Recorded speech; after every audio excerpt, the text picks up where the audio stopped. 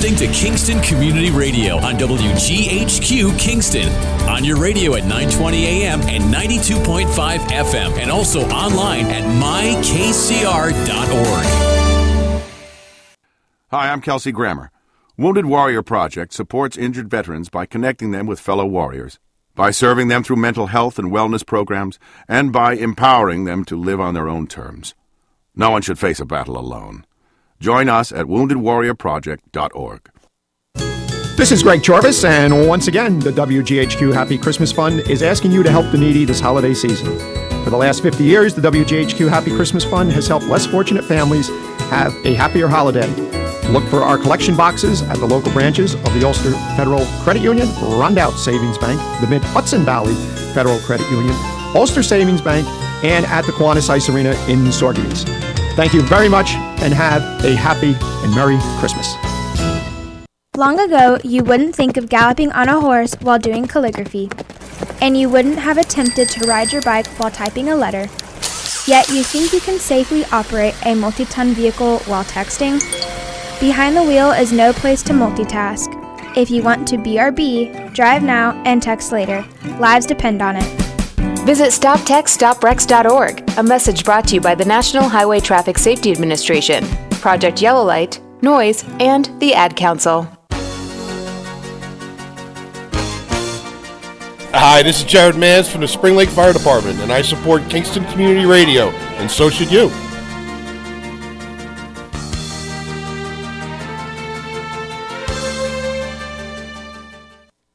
This portion of Kingston Community Radio is brought to you by Ulster Savings Bank. Visit their newest branch, conveniently located at the Ulster Commons Plaza in Lake Katrine. Experience the difference that local community banking offers with the convenience of another great location, easy access, plenty of parking, and a 24-hour ATM. Ulster Savings Bank, invested in community, invested in you. Member FDIC. Good morning, folks. This is Donald Williams. I'm here with a good friend, someone that was kind enough to fill in for the absent Tony Marmo. I think Marmo's at some conference somewhere. He's in Albany. Albany? He's probably driving there right now listening to us, so make sure you're on your best behavior. Tony Marmo is one of the finest individuals I've ever met in my life, but Dan was good enough to come in and co-host, so good morning, Dan. Morning, Don. Great to see you. Thanks for filling in, Dan. It's always good getting up 5 o'clock in the morning so I can be here on time and see Lawrence's happy face. So. Yeah, I was here at 5:30 this morning doing Happy Christmas Fun stuff. So well I'm on my third cup of tea already.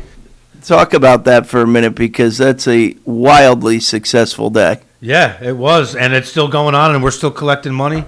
And actually, it was 2 weeks ago today that we did the Happy Christmas Fund. One of the biggest ones ever, and the money's still coming in, it's approaching $70,000, and a lot of families out there that need the money. So, yeah, if you still want to donate, make the check out to WGHQ Happy Christmas Fund. Mail it into P.O. Box 4364, Kingston, New York 12402. If snail mail is too much for you, you can always go the modern day version and go onto your phone and pick up Venmo. It's at Lawrence Maxwell, Laurence, Maxwell like the coffee, at Kingston Community Radio. No donation is too small. It doesn't matter if it's $5, $15, or if you want to give us your life savings. I'm sure Don will be happy with that. We've raised a lot of money. Don himself actually did a great job. Don's first year was this year, and he did an amazing job raising some money. And actually, we were in the lobby this morning before we got on the air talking about that, how we accidentally, and I won't bring up his name, but we accidentally, a few of us, 3 or 4 of us, accidentally hit the same person up, a person that we know very well. Actually, I will say his name because he donated so much money. Joe O'Connor, a good friend of ours, was a significant part of the Happy Christmas Fund this year. Donated quite a bit of money, and I actually had to, so many checks came in. I was like, my God, did this guy make a mistake? But no, he didn't. And thank you, Joe, for your generous donations. And Dan, you're no stranger to raising money because you've been doing it now for quite some time yourself. Yeah, and before I always give an update on that, but before I say that, I just, Larry and I grew up together, and to sit here and listen to what he's doing now, that's what makes Kingston special. People that give back, not for any notoriety, but to help the community. And we'll talk about the flip side of that in a minute. But yeah, another successful Bike for Cancer Care. We finished at more than $124,000. Our goal was $115,000. So. And what year are you guys at? You guys just finished what year? This was our 18th year. Nice. And I always shift the conversation from the money we raise to the people we help. We've now helped more than 2,500 families. Nice. And your Christmas fund is just like what we do. You focus on the family. Right. Well, this year, with the amount of money that we raised, normally it's around 1,100 to 1,200 kids. This year, probably looking at around 600 families, maybe even like 1,400 kids. So the more money that we raise, we deal with, probably 20 to 30 different social workers / school nurses. They submit the names. So it goes through a proper vetting process. My grandfather started this 56 years ago, and then my mother and father took it to where it is today. And then, I'm just kind of just following in their footsteps. I just do what I'm told kind of thing. But, the process has worked for 56 years. So, right. If it isn't broke, don't fix it. But yeah, it is. The smile to see on their faces when they get it, or when you give it to the social workers, and the joy that it brings a child, that, what they receive on Christmas, a little something extra is also nice. So. Well, yeah, you have a simple system that works. Yeah, right? It works. Direct, it works good. It's direct and connects. Yeah. That's exactly how we do it. We work with social workers and oncology nurses. Right. And that's how you get the names. And there's and it's not that we don't believe other people that are, because people call us up, oh, how do I get on the list? And it's not that we don't believe that you're not worthy of getting on the list, but we have to go through a certain process. And if it doesn't, we don't get the name from a social worker or a school nurse or someone because the kids have to be in school. That's our theory. You can't have a 6-month-old kid and just get on the list. So you have to, the kid has to be in school, and it has to come from a social worker or a school nurse. And if they give us your name, you get a card.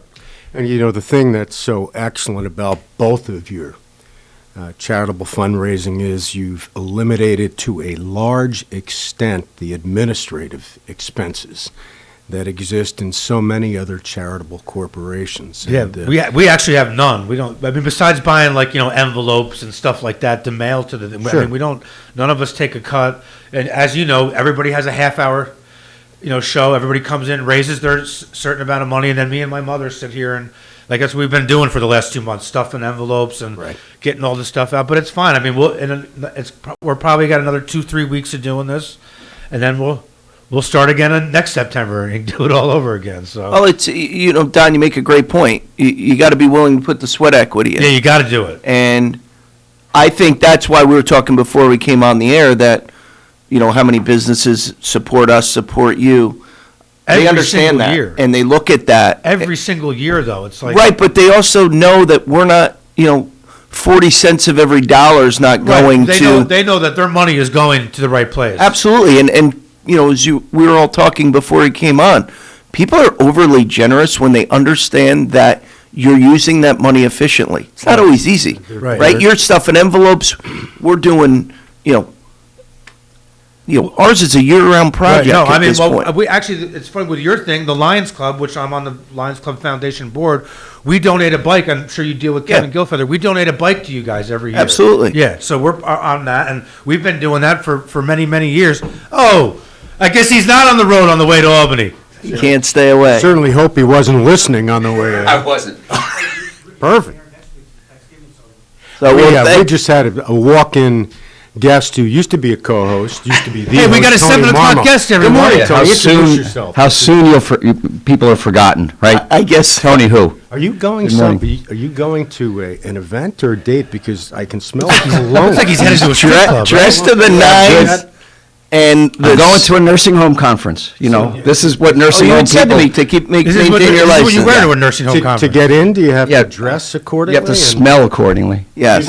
And that's not smell. There's two choices of cologne for that event, right? You don't smell, Tony. Only those people, and there are so few, that dislike you, which smell. You have an aroma. I love this. You guys are great. Thank you, Dan, for coming in. Yeah, appreciate it. Good. Well, we just spent, 10 minutes talking about all the fantastic stuff happening in the community, which I would like to talk all day about, but I've had some questions burning in my mind for Mr. Don Williams. Oh, man. I love this. Dan and I, Dan's uncle and Dan's dad and I go back a long time. Yes, and we used to have some great conversations at the old Etcheterra after work. Yes, we Did you?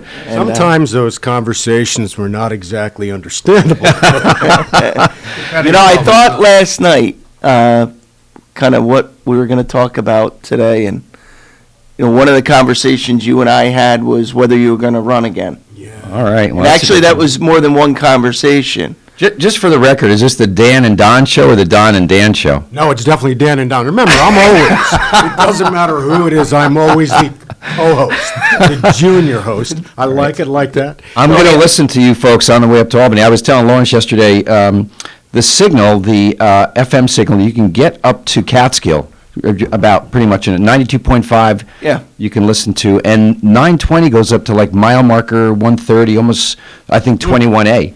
Yep. So I never can find it on the radio, yeah. But I always watch it on YouTube. Yeah, it's good. All right, thank you, folks. I got to skedaddle. Tony, drive safe. Thank you, Will do. After Tony's filled the room with cologne, he's leaving. I'm calling ahead to T-Troop of the state police to make sure you obey the speed limit. Thank you, guys. Take More care. care. Enjoy. All right, Dan, so All you're right. going to pummel me with questions this No. morning. I always enjoyed our conversation, and I thought what better opportunity to get your opinion. There's a real local hot button politically about, Rise Up Kingston and defund the police and distributing pamphlets in our neighborhood. I got one on my doorknob. Yeah, how did that make you feel? I was, now that I'm no longer on the bench, I can say exactly how I feel. I was incensed. I do believe it's everyone's right to voice their opinions. I believe 100% in that. But take the time to realize whose door you're putting this information on. They obviously did not, and it was offensive. I always think that you should hear both sides, obviously, and it was pretty accusational, that little brochure I had on my doorknob. Didn't make me happy. And interesting that you provide that insight because great friend and community champion Val Dwyer's response to that was to create signs, says our community backs the blue. And the real reason that she created those signs was how offended a state trooper was to get that on his doorstep. Look, I know they're volunteers. I'm imagining, I know that the money for this is being funded in some respect by Soros, which most of these initiatives are. But at the same point, you have individuals that I'm sure are volunteering their time to put things out that they believe in. It's just, if you're going to do that, God bless you, but if you're going to do that, research both sides to begin with. And then secondly, make sure that the doorknob you're putting it on is not a state police officer's home. Well, you just brought up the key component, research. And just to be clear, as most people in the community know, Rise Up Kingston is funded by Peter Buffett, $600,000. Oh, I thought it was Soros. Well, I'm sure in some backwards way, but it's been verified that Peter Buffett, amongst many other things, including projects within the city of Kingston and the county of Ulster, is funding it. And when you say research, Val Dwyer was supposed to talk with someone last Sunday about the signs. That person canceled. Now I'm going to learn today why that is, so I'll leave it there. But to your point, what I found is you challenge an organization like this, they have no response. My question to them would be, what's going on in the city of Rochester, New York right now? They defunded the police. They just declared a state of emergency.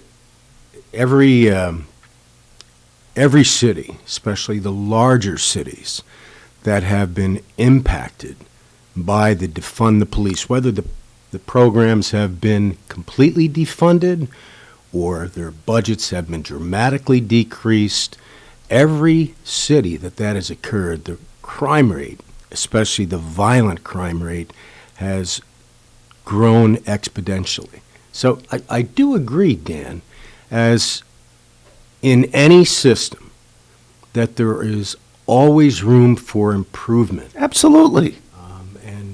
But as I said about drug reform, bail reform, all of those areas, those categories needed attention, but you don't throw the baby out with the bathwater, and that's defund the police.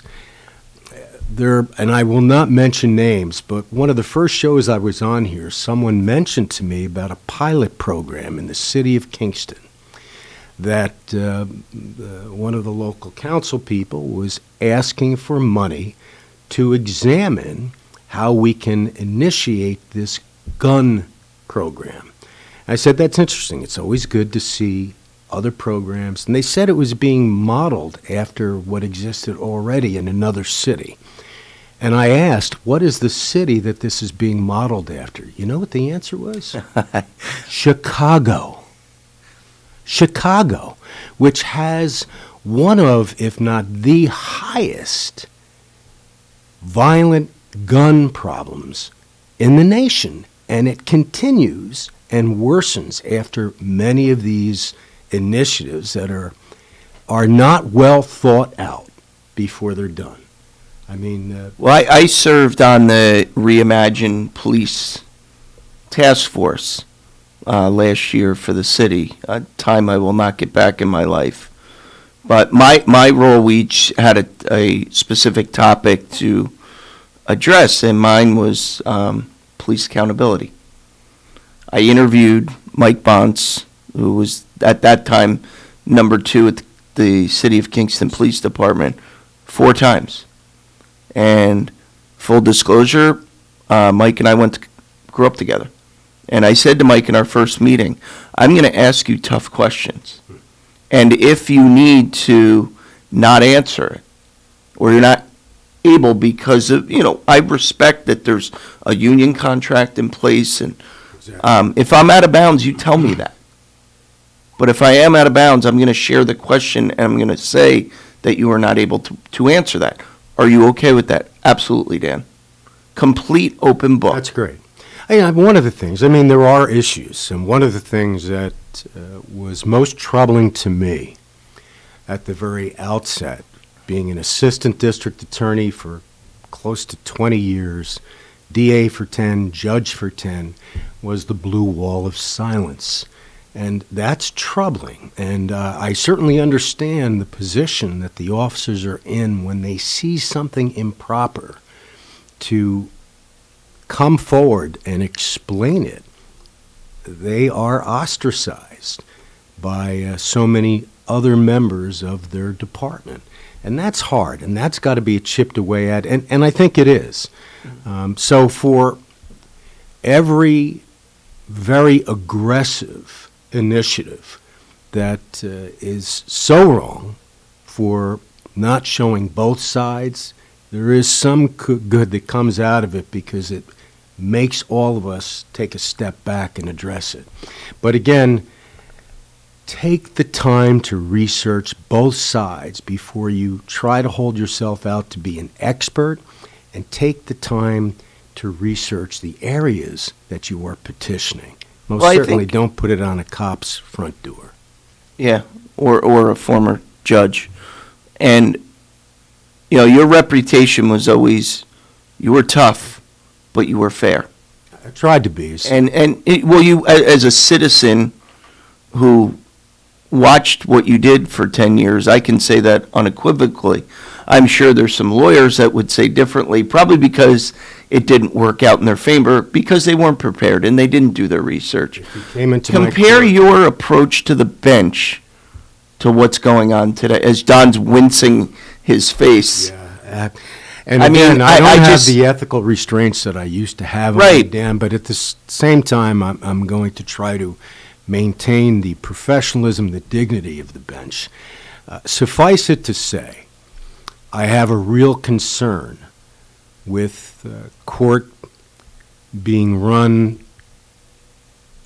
when individuals or an individual is more concerned about their popularity than doing justice.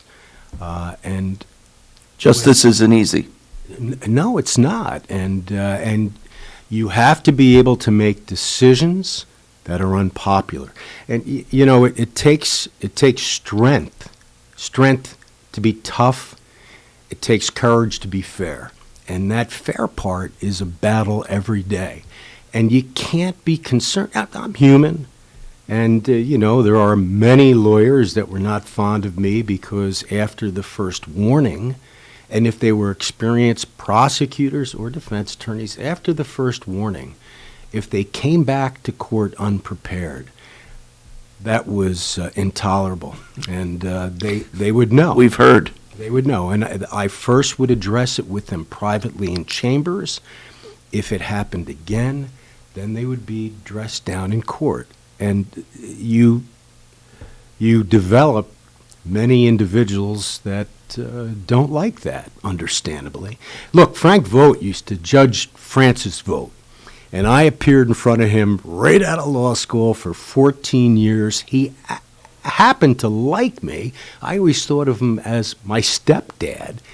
But if I came into court unprepared, or if I tried to get cutesy or dramatic, boy, he let me know. I can recall a murder case, one of my first murders.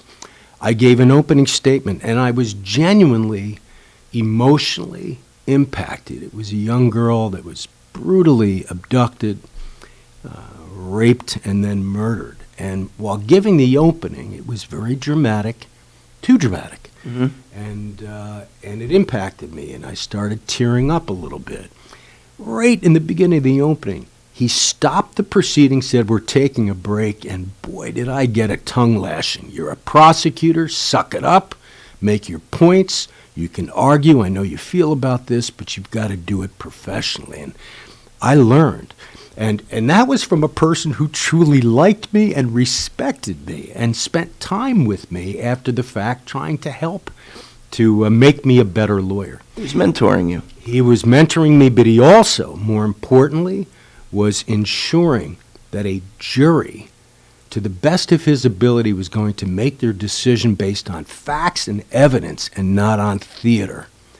My fear is that there may be too much of a concern about popularity and an unwillingness to hold lawyers' feet to the fire.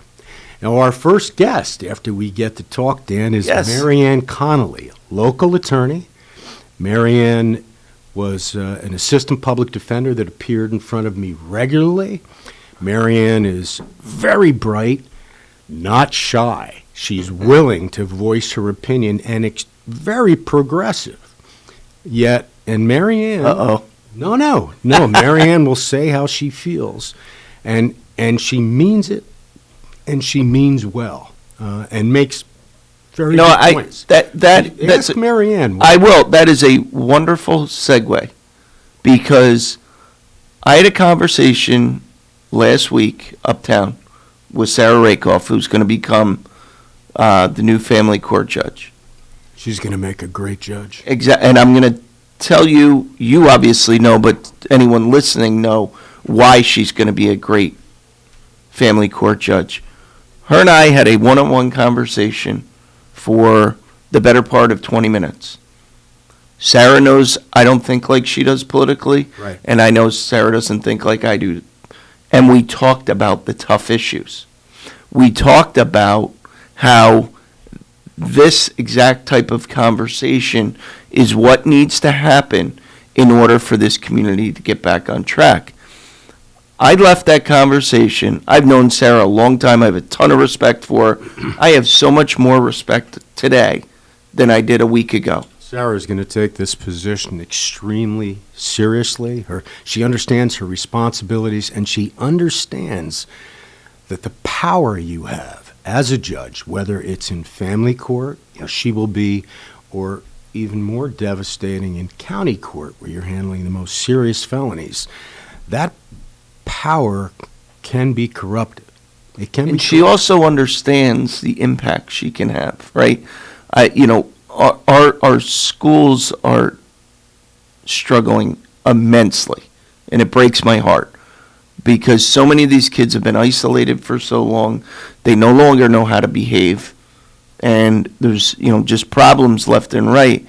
And to know that someone like Sarah's coming in, where those type of situations, unfortunately, will end up on her, in front of her at some point, to know that someone is not going to just let them walk or just drop the hammer, right?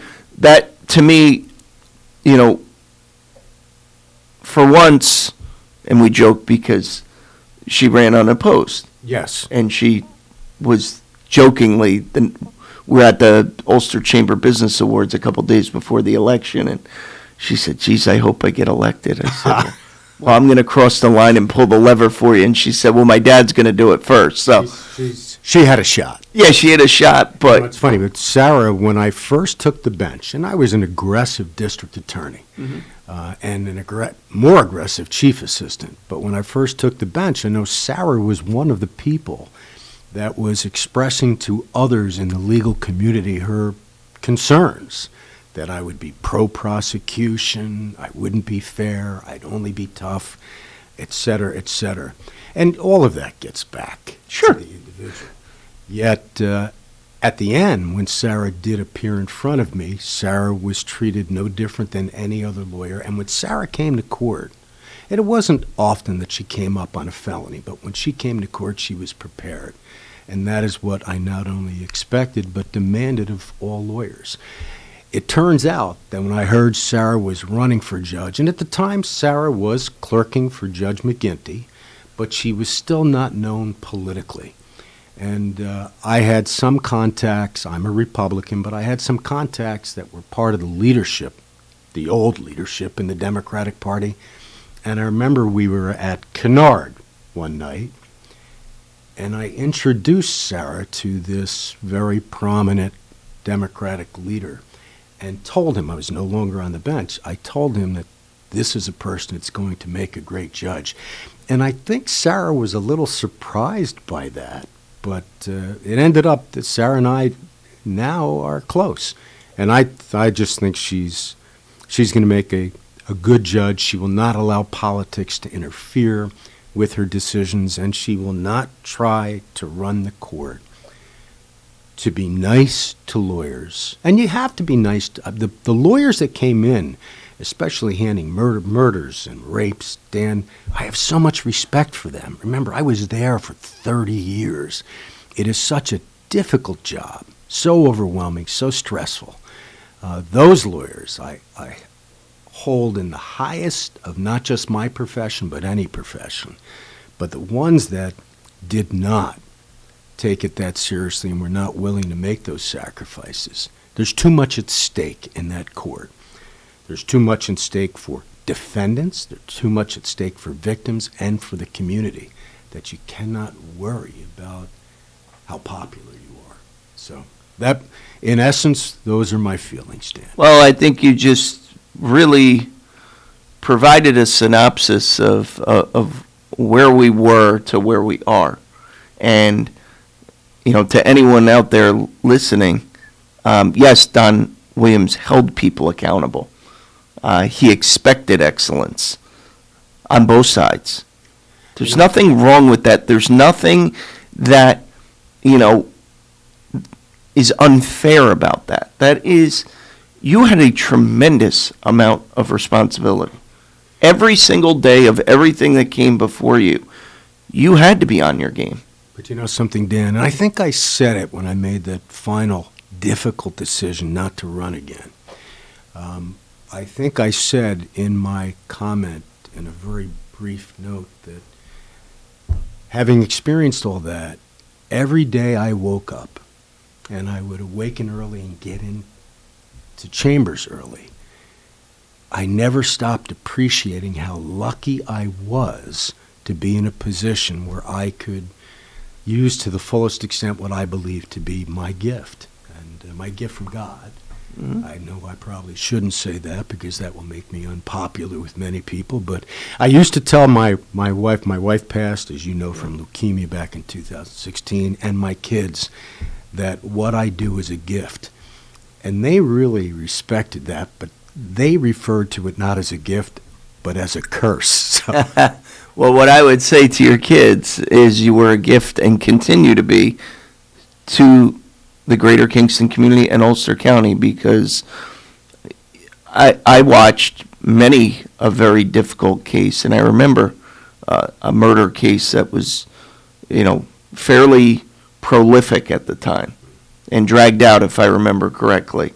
But dragged out in Ulster County Court would be a week and a half, not the months that occur in other cases. Yeah. We have to shut down. I was wondering where Larry went. We don't have to shut down, but we got to go to break. We got to take a break. I'm sorry. I'm in the process of typing all these addresses and doing the labels. I got to get my part done for my mother, or I'm going to get scolded. So we'll go to a break, and we'll be back with our first guest. MariAnn is probably out in the lobby now. I'm sure if you got her on point, Don, she'll be here on time. So we'll be right back, folks. Listening to Kingston Community Radio on WGHQ Kingston. On your radio at 920 AM and 92.5 FM, and also online at mykcr.org. Question: what will you find on all over-the-counter or OTC medicine packages to help you choose the right drug and use it safely? The answer: the drug facts label. This label lists the medicine's active ingredients and purpose, how much to take, and warnings you should know before using it. Remember, even OTC medicines you buy without a prescription can cause side effects you don't want. So follow the information listed on the drug facts label. For more information, visit fda.gov/drug facts label. A message from the U.S. Food and Drug Administration. Introducing the YMCA. Sure, you know the Y for a swim or a game of hoops, but we're more than that. We're a cause. When you take a jump shot at the Y, someone else is getting job training. Practice yoga as a team practices her leadership skills. We give people of all ages, incomes, and backgrounds a chance to learn, grow, and thrive. So while you might think of the Y as the place for lifting weights, we're also about lifting entire communities. That's the Y. We're so much more. Visit ymca.net/more. This is the story of Daniel, who was born 2 months early. His lungs weren't ready. His heart wasn't ready. His parents could only hope that one day he would leave the hospital healthy, and they would all live happily ever after. Daniel's is just one of the more than 500,000 stories of babies born prematurely last year. You can help the March of Dimes stop premature birth and bring more babies home healthy. Learn how at marchofdimes.com. Working together for stronger, healthier babies. Hi, this is Tony Marmo from Norman Staffing, and we've been bringing together employers and job seekers since 1980. If you're an employer and have job vacancies, let Norman Staffing help fill them with permanent or temporary workers. We screen, interview, and recommend the best candidates for your company. We make the employment process easier and faster for you. Please call Norman Staffing for your employment needs at 338-9111, 338-9111, or normanstaffing.com.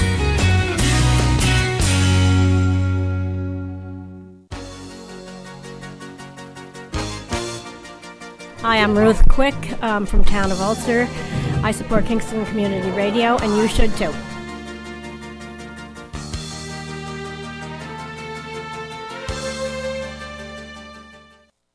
This portion of Kingston Community Radio is brought to you by Ulster Savings Bank. Visit their newest branch, conveniently located at the Ulster Commons Plaza in Lake Katrine. Experience the difference that local community banking offers with the convenience of another great location, easy access, plenty of parking, and a 24-hour ATM. Ulster Savings Bank, invested in community, invested in you. Member FDIC. Republican Party got taken over by... We're back on the radio, so we have to clean up the conversations. This is Donald Williams. Oh, yes. I'll pull the mic. Pull it close to you. With masks on, it's a little hard to come over, but now that you're good to go. And you know, she's so low, and yeah, I am low. MariAnn is not. Trust me. We're here with Dan Gruner, who's co-hosting with me today, and again, Dan, thanks for filling in for Tony Marmo at the end. And Dan and I go back a long time. But we're also lucky enough, I'm going to thank MariAnn. We have MariAnn Connolly, who is a very successful local practitioner of law. She was actually, you were an intern, I believe, That's in correct. the district attorney's office when I was an assistant. I think you were the chief. Chief assistant district attorney. And then went on, got her law degree, ended up ultimately appearing in front of me on a regular basis, which is not always an easy thing. Every day, Your Honor. Every day as an assistant public defender, and MariAnn was not afraid to voice her opinion. She was extremely aggressive but professional and respectful, aggressive in representing her clients. There were some challenging moments. There were some moments. There were some challenging moments we had, me trying to balance the equities, but you did a great job. Thank you. Whether it was a DWI felony or some of the murders that you handled, and in fact went to trial, you gave good, strong representation of all of your clients, and that to me. And you came prepared, as you know. That was always your thing, Your Honor. Well, there's a common theme here. Prepared, research, accountability. How far we have swayed from that? Well, and once again, I have to be cautious, even though I have no ethical responsibilities. I did explain to Dan, you weren't here at the time, MariAnn, that he said, do you have any concerns now about the system across the board? And we discussed many things such as defund the police, bail reform. And I did tell him, of course, that there are legitimate concerns about those areas of criminal justice system, but you can't throw the baby out with the bathwater, in essence. That was, and I also had a concern, and I will not get into the details of it, that as a judge, you must be willing to be unpopular with the attorneys that appear in front of you, and hold those attorneys accountable when they are not prepared. And my concern is that the system does not turn into a popularity contest rather than a system that demands the utmost in professionalism and performance. Anyway, that just to give you... Yeah, it'd be interesting to get, I mean, you're still obviously actively practicing, so talk to us. In defense of MariAnn, she's not in a position where she could voice an opinion. No, I understand. I ain't afraid of anybody. No, you're not. But I don't, I'm not asking for any type of inside baseball information, but what you can ask her about her appearances in front of me, and there were there were occasions where we butt heads a couple of times. So obviously, my uncle is Paul Gruner, and so I he hired me. Right. I was wondering that when you were talking. Mm-hmm. So that's where the stories originated with Judge Williams before I got to know him, and so I was wondering if you could either confirm those stories or share a different light. He was very, very tough on us in front of him. You had to be prepared. You had to know your cases, your facts, and the law. Don't come in there citing a case and not be familiar with the facts of the case that you cite, or without copies for the court and the people. And we did have our moments. I was thrown out of the building more than once. Well, not thrown out of the building. You were respectfully but directly asked to leave the courtroom. Well, we weren't sure if I was allowed back in. So well, that's one of the good things. Did it make you a better lawyer? 100%. There's no doubt in my mind. Every big case of my career that I tried, almost everyone was in front of His Honor. Almost every homicide I tried was in front of him, and absolutely made me a much better lawyer. There's no doubt in my mind, and we all say that, when we get together, whether it's the police officers who knew that they had to be prepared as well, defense attorneys, DAs, even the clerks. You really had to be on point in that courtroom. It was a very busy courtroom, and he demanded, the utmost from everyone. He was there, the first one, every single day, and he was the last one to leave. In 7 years, I got there once before him. Do you remember that day? I don't. Well, you do. I do. Must have been about 7 o'clock in the morning. It was. And I was still getting out of my car when he pulled in. Oh. And of course, I had to yell across the parking lot, "What, half-day judge?"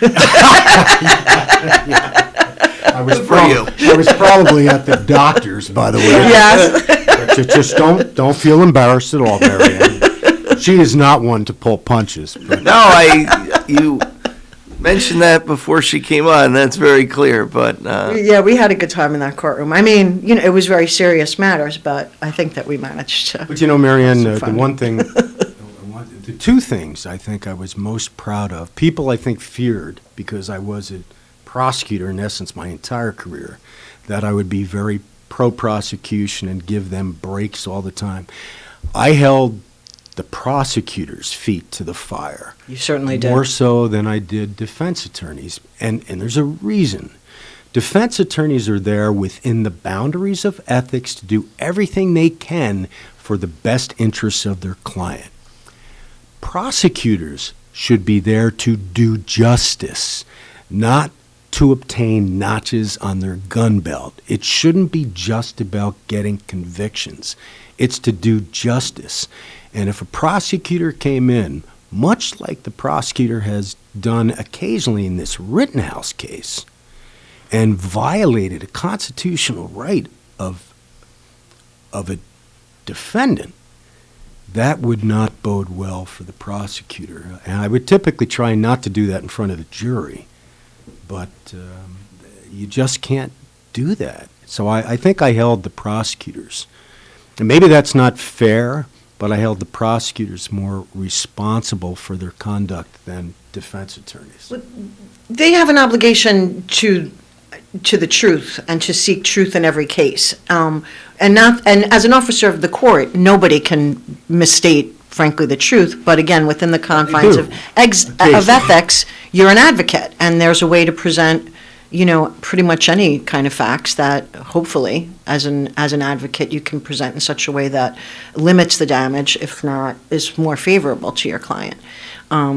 But the prosecutors are different. They take an oath. And, listen, in their defense, it's hard not to get caught up in that, right? Because, Sure. it's human nature. You want to win. And you have victims and victims' family that you deal with on a daily basis, and you do want to win. For that reason, you do also want to win to advance your career.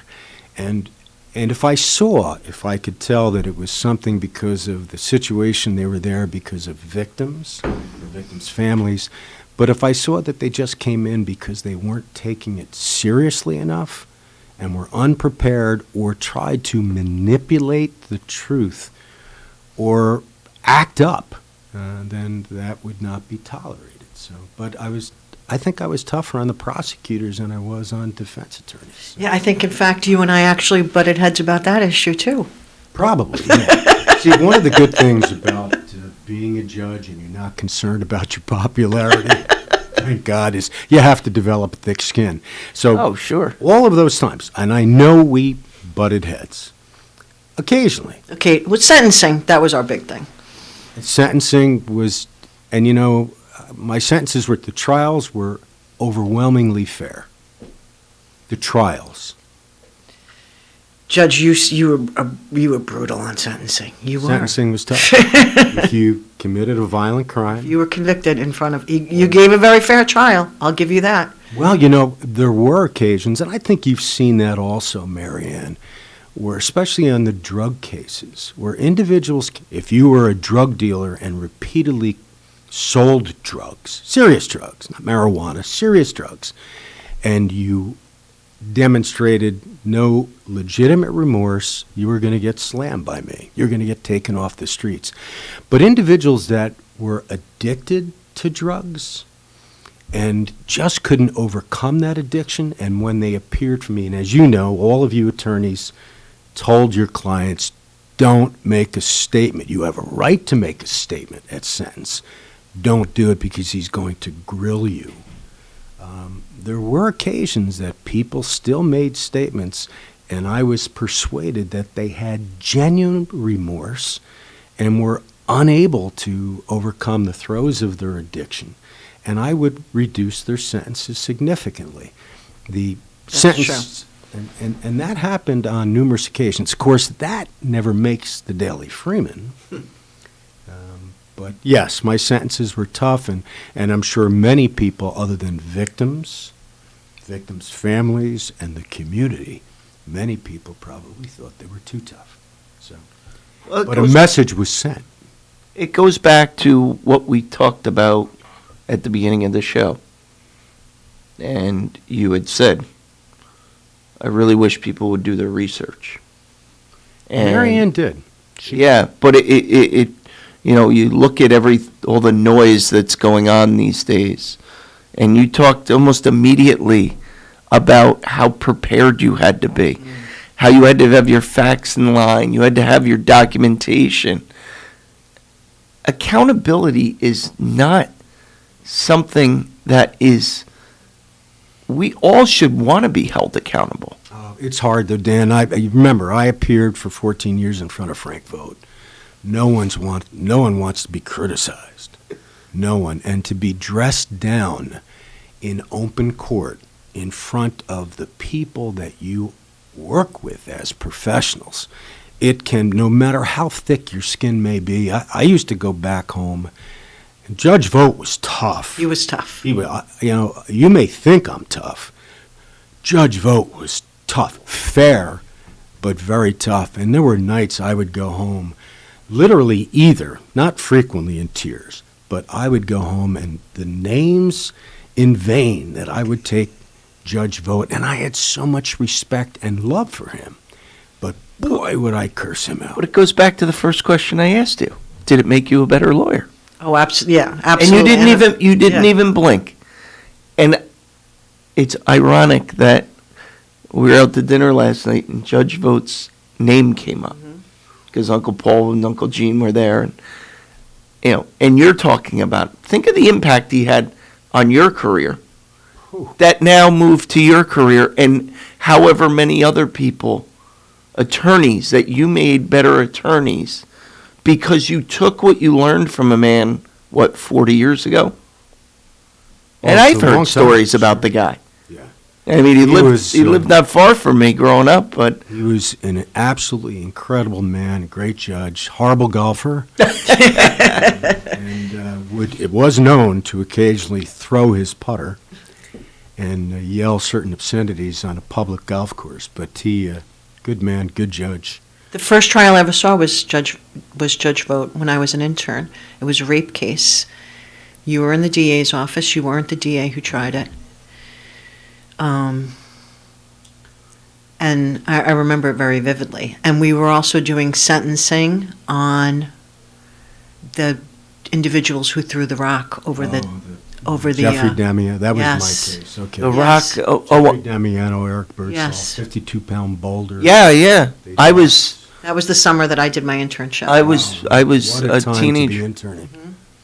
So you're from here? Or? I'm originally from the Bronx, but I went to undergrad in New Paltz, and I worked in a restaurant there for many years. And my rabbi became, and my personal mentor became Mr. Sevago, Peter Sevago. Another, when we speak about great men, right? Who I miss terribly. We lost him last year. Yeah. And can you imagine a progressive, bold, local public defender, and her mentor was Peter Sevago. Yep. A little bit right of Attila the Hun. Absolutely. Absolutely. And our family's I still spend Christmas with the Sevago family. I absolutely love them. Goes back to what you and I were talking about with Sarah Rakoff, right? You had someone mentor you that you didn't align with politically. That didn't matter. A good person helped a good person. Frank Vogt, I assume I know his political affiliation, but I wouldn't get, put that stuff aside. That's hard to do. And when you... It's truly, when you're especially a young lawyer, although the young lawyers I gave more rope to hang themselves. I was just going to say that. No, I extended. In fact, as you recall, MariAnn, because you did it a few times, if I recall, after the trial was over, or after the process was over, I always made myself available to the attorneys to come in to accept some corrective criticism and to give them moral support, because the lawyers that came in, including you, that were prepared and cared so much about their cases, there really is no other, although much of my profession I'm embarrassed about, to be honest, much of it. But the lawyers that came in prepared, I hold them at the very top of any profession, because the stress is so overwhelming. The time and effort and the compensation in being a public defender or a district attorney, assistant DA or assistant public defender is minimal compared to what you can make in private practice. I'll never forget, you talk about the stress, and our family back in the day, we used to go to Portobello every Friday night, including aunts, uncles, and we're all sitting there on a Friday night, and Uncle Paul's not there yet. And I read in the paper he was handling this really high-profile case out in New Paltz. And so we're all waiting, we didn't want to order, and Kathy's telling us to order, and we wait.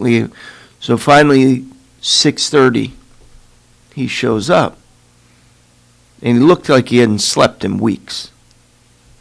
And he sat down, and, nobody wanted to talk to him, right? Uncle Paul, he can be a bear. And we tried many cases against one another. And so he sits down, and he's just he's not talking to anybody. And Aunt Kathy finally leans over and whispers in his ear. Paul's wife, Kathy. And only Uncle Paul Fish, and he slams his hand on the table, so all the stuff's shaking, right? And he says, "Not guilty." And he didn't really talk much that night, because that's how invested he was. Paul really cared. Great lawyer, good lawyer. Enough about us and Frank Vogt. What's going on in your private practice now? You're no longer an assistant public defender, correct? That's correct. I resigned after I got 20 years in, so that was in 2018. Thank you, by the way. Thank you so much. I appreciate that. I started my career as a prosecutor in the Bronx, and so I brought back my time in the Bronx. Talk about unpopular for prosecutor in the Bronx. Yeah, go ahead. We had a good time, though. Went to a lot of Yankee games. I take it the conviction rate was not exactly the highest. Yeah. Prosecutor in the Bronx, not an easy place to get a criminal conviction. No. But it certainly was fun. But yes, and then I opened my own private practice in July of 2018. And you're there. On Wall Street in Kingston. Okay. And I absolutely loved my office. It was beautiful. I had it for 3 years, and then I just closed it last month. Oh, I'm sorry. After you left the public defender's Yes. office, I was thinking you were talking about when you came up from the Bronx. Oh no! When I came up from the Bronx, Mr. Gruner hired me almost right away. I appeared on a couple of private matters in front of, I guess, Judge Brune. Right. And Mr. Gruner approached me in the courtroom. I think I met with you too about a position with the DA's office. Yeah, I think you were the DA, and you called me in as well. But Mr. Gruner offered me appeals that I could do from, remotely, and my kids were little at the time, so that's the position I ended up taking. So you did appeals initially for a period of time. 11 years. But then became a trial lawyer. Yes, 2016. No, 2012. Okay. 2012. And you were not. Trying a case is incredibly It really difficult. is. It is so hard, no matter who the judge is. It is hard. You literally do not sleep at night. You don't. But you lose weight. It's a great weight loss program. You were fearless. You were very good at. We tried a lot of murder cases, right? I know you tried one twice. You got hung jury the first Pasquarello, time. yes. What is your practice going? So you leave the PD's office. You open up put your own shingle out. My own shingle out, which my dad always wanted. How's it going now? What are you doing? Great. What are you focusing on? So private stuff is, DWIs. The state troopers have been going wild lately. Wild. Yeah, so many trooper arrests. So that's a big part of it. But I do uncontested divorces. I do some landlord-tenant, just from, my dear friends, people who own property. And, I don't do really any tenant work. And believe it or not, I've been doing family work, which I've actually been enjoying, and I spent my entire career avoiding family court, where love goes to die, as a spectator sport. But love goes to die as a spectator sport. It really, I've never heard that. Yeah, I coined that one. Did you really? Yes, I did. That's a very insightful statement. Yeah, it truly is, and it's an awful, awful place. But Tony McGinty is one of the loveliest individuals. Good. He's just a real wonderful person, and so he started giving me assignments and got to know Sarah, and she's wonderful. Sarah Rakoff, who's going to be our next family court judge, and I have been taking cases from a couple of other family court judges as well. It's virtual. And I think that may be part of it, Yeah, I think so much is lost. You know what, though? I have to tell you, keeping the parties separate in family law, there's understood. a lot to be said for it. And it's not jury, there's no juries. So it really kind of works in the family court setting. I don't think it would ever, obviously we have the confrontation clause, so we are always going to have to deal with that. But even apart from that, the criminal court setting really isn't conducive to it in quite the same way that the family court, it's working. That makes a great deal of sense. Keeping the parties Yes. physically separate can be a physical issue. So. And, and these are, people in family court, people really in any court, they're in crisis. They're working people. Rather than have them sitting in a waiting room with their, missing work, you can have them, dial in from wherever they are. They're not missing work. work. What are the type of cases, obviously I'm aware of this, but so the public, what are the type of cases that occur in family court? So visitation, custody, a lot of disputes if they can't work that out. So the divorce itself occurs in the Supreme Court. That's correct, yes. But custody issues and visitation frequently ends up in family court, normally is in family court. The Supreme Court can do it. Correct. But if there's a dispute and you file a petition in family court will hear it and deal with it. And then separately from custody and visitation is support. They're very separate entities. There's different judges that handle it. It's a different courtroom. And it's significant to always separate that, because you never want to link financial interest with the parent's participation in the child's life. So I thought that was one of the more interesting things that I learned about family court, was the great lengths to which they go to separate those issues. And it makes a great deal of sense philosophically, but finances have so much to do with the care of the child. And they really do. They eat 3 times a day, 3? Who's feeding them, honey? And that's interesting, because I've spoken to many people, attorneys from family court. We have 1 minute left. I just got the finger from Lawrence. Sure, exactly. It was okay. So, Marianne, anything? First of all, again, we're here with MariAnn Connolly, you're no longer on Wall Street. No, so I closed the office and I moved it to my home because the kids are all at college, and It's virtual anyway. And we just redid my whole home, and it's really beautiful. We did a home office. Oh, great. So it's been great, and it's less expensive. I'm able to help the kids a little bit more while they're doing their studies. So, Marianne, in the last 30 seconds we have, anything you'd like to leave us with? I just wanted to really thank the clerk's offices all throughout Ulster County. Through this period of COVID, they have undertaken tasks that have really just been so above and beyond. And we have, as a community, really thanked first responders and kind of all of these various groups. But I really think kind of the clerks are the unsung heroes of the judicial system. They've taken on virtual proceedings and phones, and it's just been amazing. So I'd just like to thank them. That's nice. And again, thank you, especially last minute coming in. No problem. Good luck in court this morning. Thank you so much. Great to see you. Right. Nice to meet you. Take care. Thank you. You're listening listening to Kingston Community Radio on WGHQ Kingston. On your radio at 920 AM and 92.5 FM, and also online at mykcr.org. There was this one time I went snorkeling in the Caribbean when I was a kid. It really just blew my mind. We saw the most beautiful corals. I remember thinking they were waving at us as they moved with the ocean. And then there were all these amazing fish. I'll never forget it. It completely changed the way I look at the ocean. Most of us have a memory of being in nature we'll never forget. Let's protect the world's natural places so more memories can be made for generations to come. Visit worldwildlife.org. This is Greg Jarvis, and once again, the WGHQ Happy Christmas Fund is asking you to help the needy this holiday season.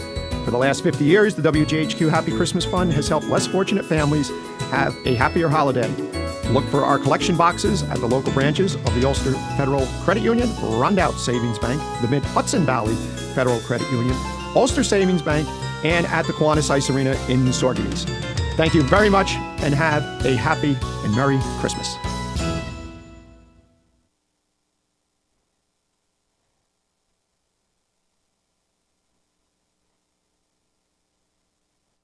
We are Lions. We bring hope where it's needed. We are a global force for good. Support causes that matter. Change lives. Change communities. Change the world. We can do more together than we can alone. Join in. Experience the joy of serving. Be part of the movement. Give back. Let's unite the world for good. We are Lions. You can be too. Visit weserve.org. Have you ever experienced a wish come true? For a child battling a critical illness, a wish come true can be a turning point. One song, one dance, one game, one adventure, one moment changes everything. Make-A-Wish needs your support to grant the wish of every eligible child. Visit wish.org now to help grant more life-changing wishes. Together, we can transform lives, one wish at a time. Hi, I'm Kelsey Grammer. Wounded Warrior Project supports injured veterans by connecting them with fellow warriors, by serving them through mental health and wellness programs, and by empowering them to live on their own terms. No one should face a battle alone. Join us at woundedwarriorproject.org. Long ago, you wouldn't think of galloping on a horse while doing calligraphy, and you wouldn't have attempted to ride your bike while typing a letter. Yet you think you can safely operate a multi-ton vehicle while texting? Behind the wheel is no place to multitask. If you want to BRB, drive now and text later. Lives depend on it. Visit StopTextStopWrecks.org, a message brought to you by the National Highway Traffic Safety Administration, Project Yellow Light, Noise, and the Ad Council. Hi, this is Jared Mans from the Spring Lake Fire Department, and I support Kingston Community Radio, and so should you.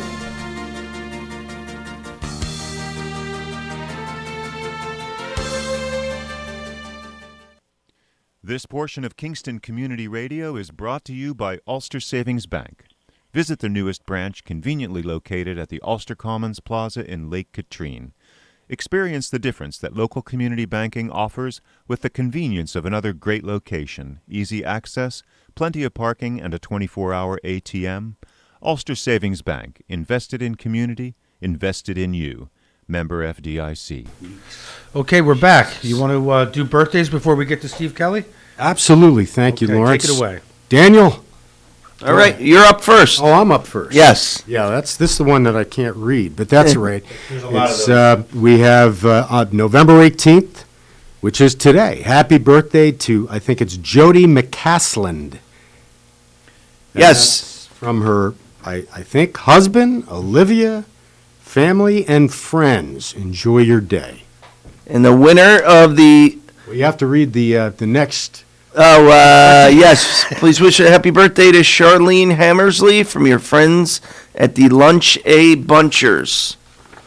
And for today, November 18th, the winner of the Boyce Dairy Cow Pie is Charlene Hammersley. All right, Dan, you have to ring the cowbell. Where's the cowbell? I don't Happy have birthday, one. Charlene. It's right next to you. It's his first time doing birthdays, man. Give the guy a break.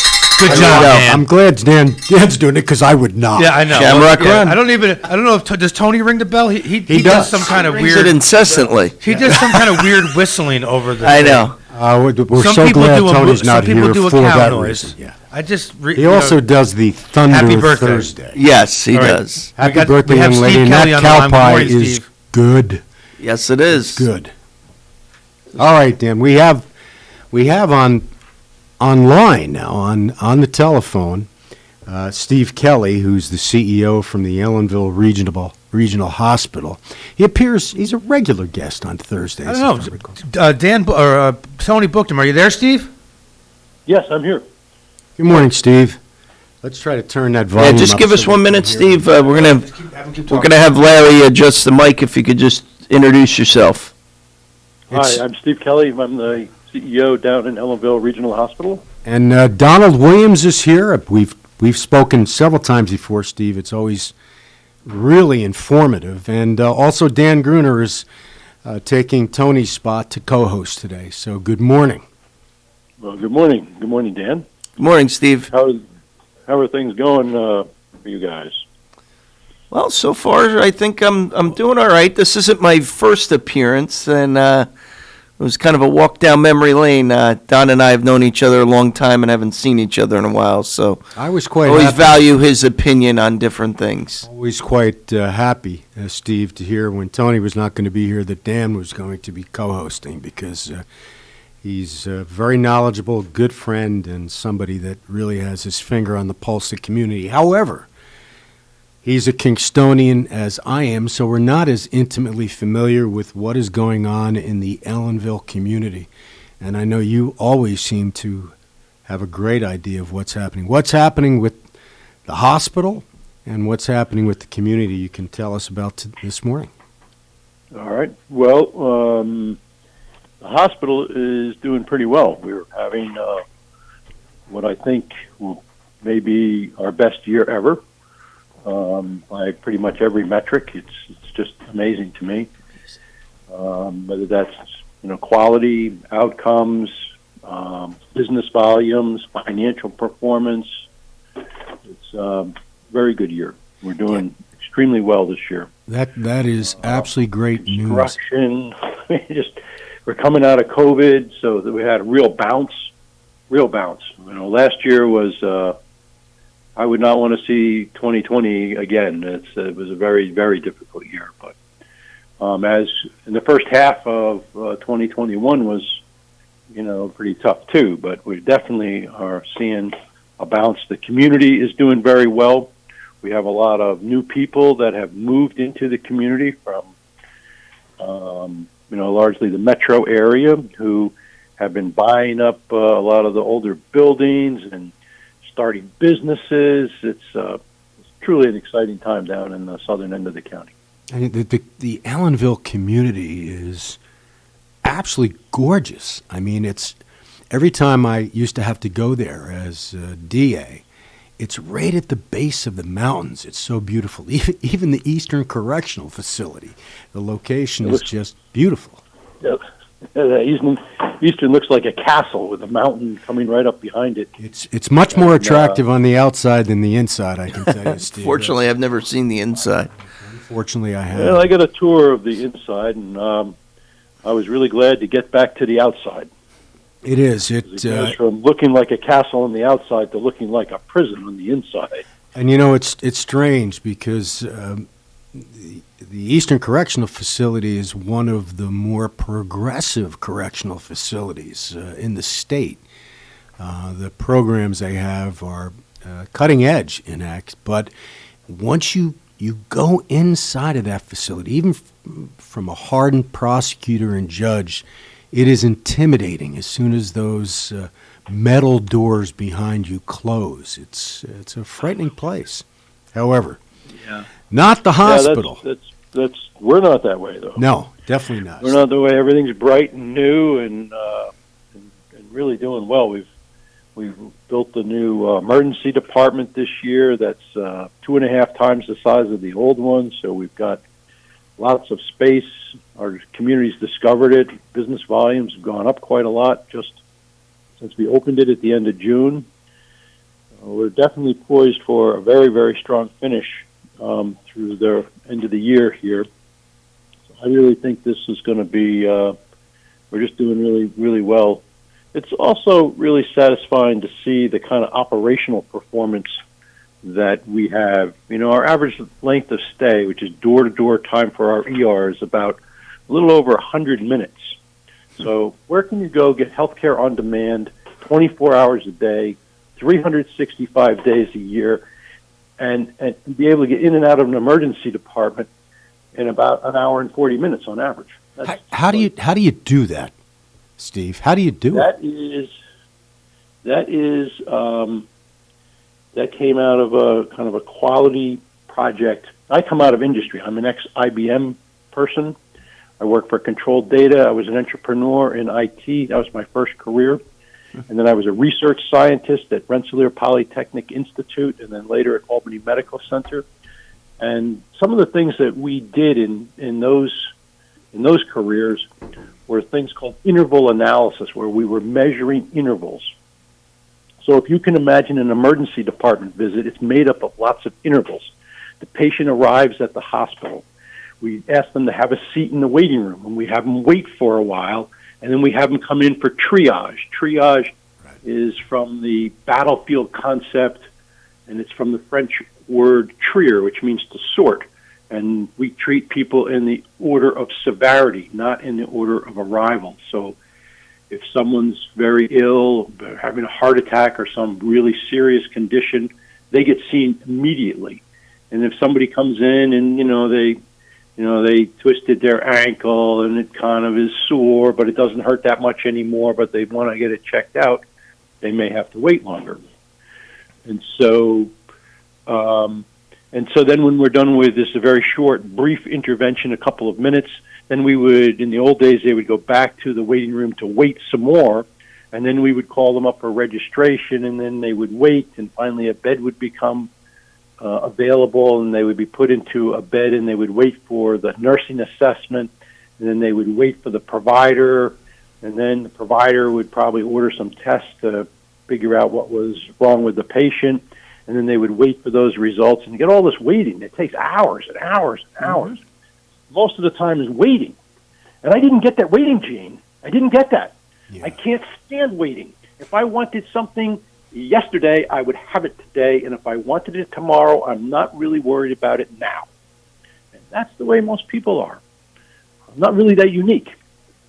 So what we did is we figured out how we could squeeze out the waiting time on every one of those intervals. And we worked really hard on that to figure out what we could do that would accelerate the process. So, like, for example, having a lab test is a very common thing in diagnosing people in an emergency department. So we measured that, and we were an hour and 15 minutes for the turnaround time to get that result, which is, pretty average. That was, pretty much what you should expect. Now, that same exact metric last month, because I measure it every day, I have it aggregated for each month, was 19 minutes. So we saved almost an hour every time somebody needs a lab test. And you think you gain some experience from being at several of the other parts of your career that you applied in the hospital emergency room. That's you would never think that being an entrepreneur or graduating RPI that you could apply that to a hospital environment, but obviously you have, and you have successfully. I also noticed, Steve, that when you first began to talk about how excited you are about what is occurring at the hospital, the first thing you said was quality. And that's refreshing to hear that. And how do you test? How do you go about determining that the quality has improved? Well, quality is like anything else. We can measure it. So we are measuring the outcomes of our patients, and then the quality metrics are various steps in the process. So if you have the greatest quality and the patient dies, I don't think that's very successful. So you have to combine quality and outcomes. So we look at the functional outcomes of our patients as the ultimate test of quality. If we're able to have our patients return stronger and healthier, then that's I would consider that to be an improvement in our overall quality, and I see that as a success. And you have that available to you? We're constantly doing internal studies of our processes, trying to improve them with the real goal of improving the outcomes for our patients. Well, Steve, I can give you an example of a project that we did. And so one of the projects that we did is I challenged our staff to improve the functional outcomes. That's how strong our patients are that come for rehabilitation in the hospital. Patients that are inpatients, they're people recovering from a heart attack or a stroke or some other serious illness, and they, like COVID. COVID is a really good example of that. If somebody's on a ventilator, they lay in a vegetative state, basically, for weeks.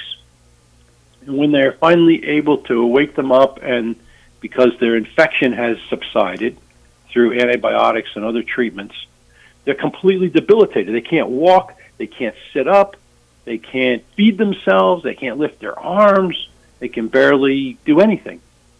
And we've seen a lot of those kind of patients in the last 2 years. It's been really amazing that someone can survive COVID and then be completely debilitated. And so we rehab them and get them stronger. So, but when we started looking at this, I was looking at it on a more general basis because I wanted our staff to be trying to figure out how they could improve the strength of our patients. And the 80-20 rule applies to healthcare like pretty much everything else. What is the 80-20 rule? The 80-20 rule is that 20% of what you do generates 80% of the benefit. And it applies to almost anything. We have a lot of wasted motion because that's the way we are trained to do it. And you always have to do all of these different things, dot the I's, cross the T's. But, the 20% generates most of the benefit. So I challenged my staff to figure out what is the 20% and do more of that. Right. Do more. Give our patients more of what it is that benefits them the most. So when we look at COVID, we have someone who can't walk. A major part of walking is being able to have a proper gait. That's the proper step to work on their balance. Because if you can't balance, you can't walk. And as we're teaching people to learn to walk again, they have to first learn to balance and then to be able to step. And we put a lot of effort into that, because if you can't get that right, then you can't walk. And if you can't walk, then you can't really strengthen your legs and you can't strengthen your core. And it's your core that helps you to sit up and stand up. So I'm not the clinical person, but I'm really focusing on how to come with stronger outcomes at the end, and then work backwards into the process to figure out what we have to do to accomplish that. And, how do you motivate your staff? Because I'm sure they are new initiatives or new methods. How do you motivate? What are the benefits that you can give to your staff to follow those new programs? Well, I think we have to free them, because in healthcare, which as I mentioned, I didn't grow up in healthcare. I grew up in industry. And in industry, particularly in technology, we're trying to push the envelope all the time to make things better, faster, more efficient. And in healthcare, we are much slower in adopting some of those kinds of concepts, and that's because we have such a litigious society where people are afraid of being sued. Yes, that is so true. So, that is, and you know that's something, true. Steve? I mean, It's not a show full of lawyers and judges. We live, one of the biggest pitfalls of our society is we live in a litigious society. When I was growing up, we didn't sue people at the drop of a hat. We would never dream of doing it. Yet today, it seems to be the first thing that is thought of, and as a result, professionals, no matter what your profession, the hospital industry, any industry, there is a fear of getting sued because it is an incredibly expensive and stressful experience to go through that lawsuit. But I think everything that Steve's talked about, is amazing being accomplished in Ellenville, New York. It's great to hear that Ellenville is on the upswing, but historically it's been a challenging area, and I've always been intrigued that as a small, community hospital, you not only have you maintained, but you've thrived. And hearing you talk about the data and driving outcomes, it's no different than, the guest we had on earlier who used to appear before Judge Williams. And she said she had to be prepared and she had to be, she was held accountable. Those are what drive outcomes. And it's very interesting to hear you. I'm so glad that I never had to appear in front of Williams. Steve, I'm sure that would never happen to begin with, that it's not that bad of an experience. I used to benefit from hearing the stories from my uncle, and some of them weren't pretty. No, county court is not a pretty place. I read recently, and I was thinking about it last night when I knew you were coming on. You have a partnership going on. Is it with the county government that's new?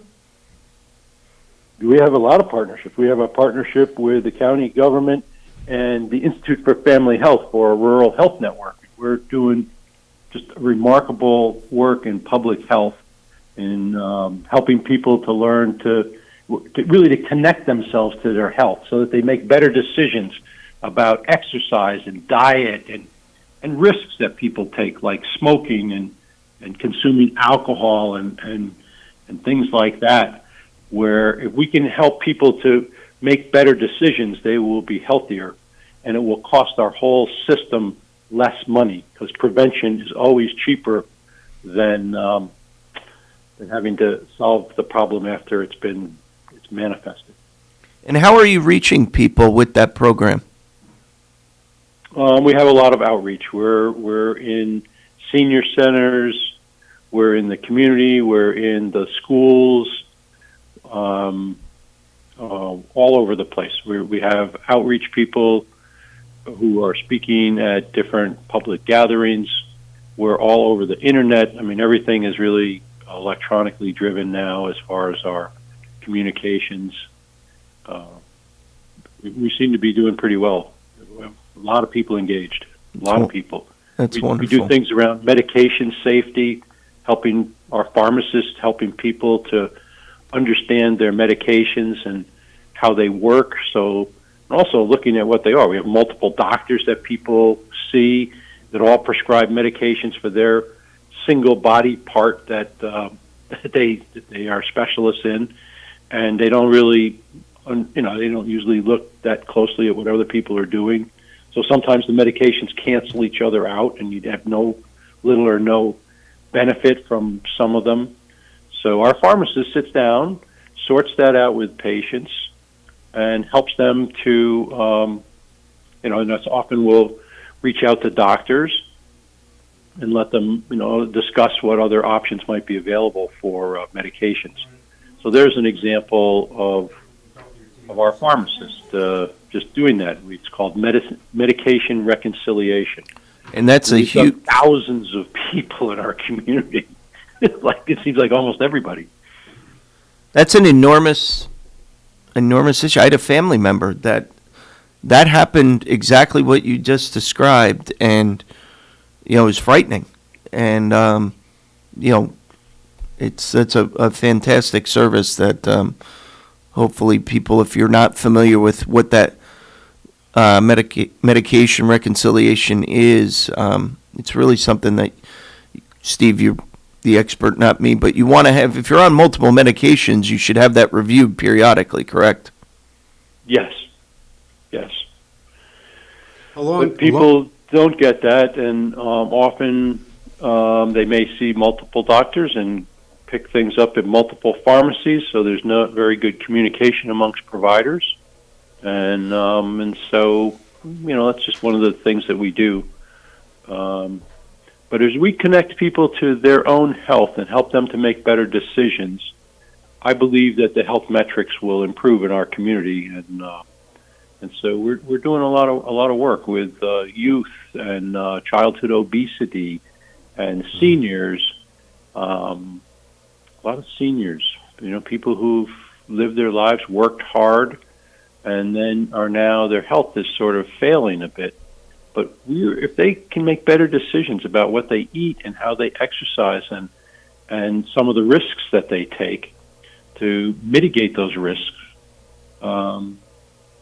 they can live a lot healthier and cost less to the system and to them personally. People don't want to spend a lot of money on health care. They want to be well. They want to feel good. And that's more than ever, our right? role as a community hospital. More than ever with all of the isolation from COVID that, I have a 14-year-old son who, I watch some of his friends that have been cooped up for over a year, and, just the change in their behavior, or, the way they look, and thank God, sports and after-school activities are back now that, you're watching these kids kind of come out of their own skin again and having fun again. But the seniors is a whole nother challenge for people that, if they live alone or anything. So it's a wonderful, wonderful outreach program. Steve, what do you see with the problem with opiates? Has that, in so many other parts, apparently the country, addictions have increased. I know that fentanyl deaths are at an all-time high. What are you seeing in your community, and how are you going about addressing that issue? That's a topic almost in and of itself. That is a huge topic. That is a giant problem, and it has gotten a lot worse with COVID. We were really doing a lot of work around fighting that the opioid epidemic. And we drove down deaths in Ulster County in 2019 over 2018 by 41%. That's huge. And in 2020, we gave it all back. And this year, we're on a track to be about the same, or even maybe a little bit worse. And so the opioid epidemic has thrived during COVID when nobody was paying attention, and we had a lot more isolation of people. Steve, before we wrap up, it looks like we have about a minute left, but would love to actually have you come back and talk more about that. We can devote the next time to that. We're doing a lot with that. That's an area that is really timely, especially as we approach the holidays when there are a lot of deaths. Well, and you've demonstrated to us your leadership in successfully running a community hospital, so I think it would be absolutely time well spent to dedicate time to this specific issue and have you share your thoughts with us and the community. I look forward to doing that. We'll do that the next time. That takes some time because it's not a simple issue. It's a very complicated, difficult issue with a lot of different dimensions to it. I agree 100%, and it's one of those things that I'm a believer in. You do what you can to give back and help other people, and I stare at that issue, and you almost feel helpless because it's so complicated. Steve, thank you once again. Thanks, I Steve. always learn so much every time I get a chance to speak with you. So thanks again, and stay well, stay healthy. Thank you. Enjoy the holidays if I don't speak with you, but I think I speak with you again before Christmas at least. I believe you do. Correct. All right, Steve. All right, Steve, take care. Thank you. Everybody. All right, we'll be back with the next half hour with Ulster Federal Credit Union.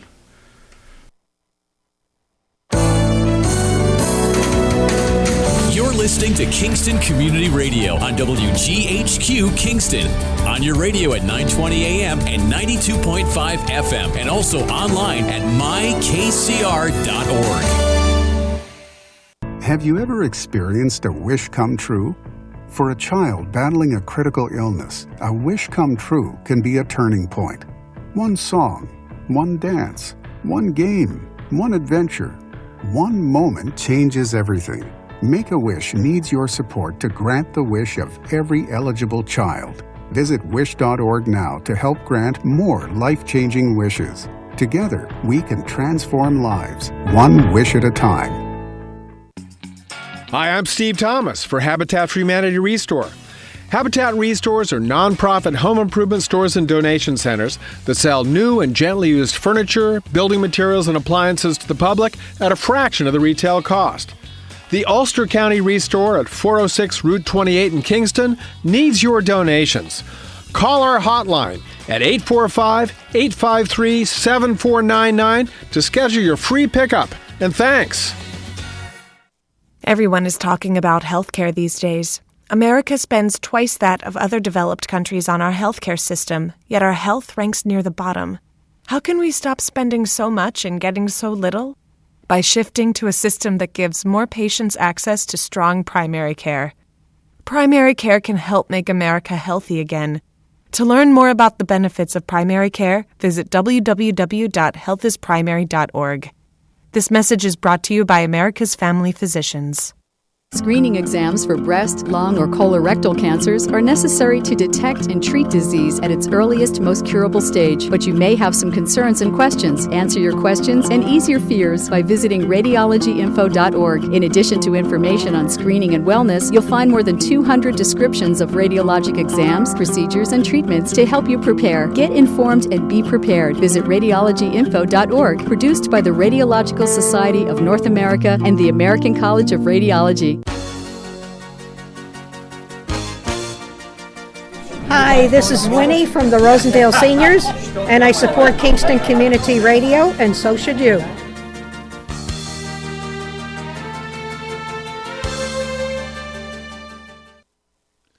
This portion of Kingston Community Radio has been brought to you by the First Savings Bank in Ulster County that still remains local to this day. Ulster Savings Bank, a community bank that's invested in local business, invested in community, invested in you. Ulster Savings Bank, your one-stop resource for everything local. Locations throughout the Hudson Valley and online at ulstersavings.com. Member FDIC. Okay, we're back. No, you don't have to do the announcements. We've been, what is it, Reese Across America? No, we're good. I don't Festival? want, these are people that contribute to the Happy Christmas. All right, go Fund, ahead, so Don, we'll let do it this. rip. Well, I got a directive from Marmo to do it 7:25. It doesn't look like it's. No, I wrote that on there. All right. Yeah. So then I can ignore it. No, we're no, gonna do the- we read them all week, but if you want to go ahead and read them, Yeah, I'm not going to stop absolutely. you. Go ahead, let them. I don't let have him, my let him glasses. rip. I want to embarrass Dan because he doesn't have his. The first is the Cuba Network has the Snowflake Festival, Friday, December 3rd from 6 to 8 p.m. Uptown. Oh, the Snowflake. Yeah, the I Snowflake. know You've been the there. I've been there. In fact, Tom Jacoby, my good friend, Yes. who owns Schneider's, he was the Snowflake Queen, I think. Wait, can a guy Snowflake be a king. queen, dude? Come on, bro. I'm just trying to be Hey, appropriate politically. 2021. Sorry, I forgot what year it was. There's no My more bad. king and queen. I think it's just the snowflake. person. Yeah. Person. He's the guy that rides on top of the truck, right? With the Yeah. Santa Claus? No, the fire Jacoby? truck. Oh, he did that. No, but the guy that, yeah, okay, forget it. Anyway, so there's We'll a get through raffle this. that closes November 15th. That's for which another is show. Yesterday. All right, you. All right, Reese Across America, Saugerties VFW Post 5034. Remember the fallen, honor those who serve, teach our children the value of freedom by placing wreaths on the gravesite. Saturday, December 18th, $15 a person, and it's at the Saugerties VFW. Or you can call Bob Howe at 246-8510. And then Lawrence is going to help me out with this pronunciation of this place. The He says Kingston the Manicore Damacore. I'm probably not pronouncing it right. The only one that does pronounce it right is Fred Costello. All right, well, you're better than me. It's the German social club that's on Greenkill Avenue. Yeah, they got a fall concert, dinner, and dance, and Lawrence says the smoked pork is to die Yeah, the for. food there is. Have you been there, Don? Sounds like we got to do a road trip. Bob 67 Zentner, Greenkill? Bob Zentner, who was, and you mentioned it Yes. earlier, Dan, he was the father of Karen Zentner, who I prosecuted when I was an assistant DA, the individuals that dropped the 52-pound boulder over the overpass. Oh, that's who you were talking about earlier. And Bob, and I still have contact with Bob. That place has some amazing food, though. But he invited me. German Well, food. Looks like we're going to do our Christmas meeting over there then. November 21st, that's coming up soon, so. That actually is Sunday, Dan. Sunday, 37 Greenkill Avenue. Entire event is $40 per person. Hors d'oeuvres and concert, $20. Dance and dessert is $20. Wait a second, you have to dance in order to get dessert? I don't know. Then you Dance get for to your hurl your dessert? dessert on the dance floor after you're done. I will not, it's the last time I'll ever do the worm again, I promise. I'd pay money to see you do the worm. Yeah, a lot of people would, trust me. With the robes on, yeah. These poor ladies sitting here going, wow, they're under- how did I end up Get here? into, yeah. So. We have two guests. Last half hour, Melissa Terpening, Risk Officer, and Rachel Brown, Branch Manager of Ulster Federal Credit Union. Good morning. Good morning. And I think this is your first for the two. No, you My love. first. Okay, you've been here, Melissa? I've been here, but it's been a while. A while, okay. So you have an idea of what to expect. A little bit. Rachel doesn't. What a No, great. I brought my notes. The only thing better than having a person as a guest for the first time in this show was yelling at attorneys. There's nothing better in life. No, we'll be kind. Yeah, I'm trying to remember my first time pinch hitting. I think Tony called me at like 4:30 the day before. That's Tony. And what I did not tell Tony, I kind of made it like, geez, Tony, you really put me in a tough spot here. What he didn't know at the time is I was actually a DJ in college. So Really? It wasn't my first time behind the Did microphone. you spin discs while you're... I had the esteemed 6 a.m. Show on a college campus, which I used to literally bait people to call in. I doubt that anyone on a college campus was up at 6 a.m. There were very few, and what I quickly learned is those that were up, you did not want to call into your radio show. Oh. Yes. Because they were still overcoming the throes of... No, those people weren't capable of calling. It was the ones that were not out the night before and called in to, display their knowledge of whatever topic that they were very well versed in and would carry on for, 10, 12, 14 minutes. Kind of like I am right now. Unique with a college student that they would think they knew a great deal more than everyone. Yeah, a lot of philosophy majors where I went to college. I majored in philosophy and history, believe Did it you or not. really? To double major. Interesting. Philosophy was great. Where did you go to undergrad?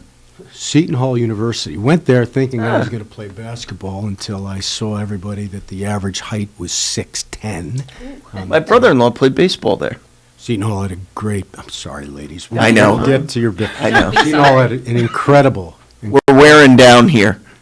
Mo Vaughn. He was on the team with Mo Vaughn and Craig Biggio. He backed up. Incredible professional baseball players came from my alma mater. He backed up Craig Biggio. Never saw them in class, by the way, but they were good baseball players. However, all right. What's going on with the tell us what's happening at the credit union. Well, Rachel's got a list. She wanted to talk a little bit about some fundraising that We we're don't doing. tell people we have a list. That way we sound prepared. I'm sorry, Rachel's prepared. Yes. That's part of preparation, is mapping out what you're going to talk about.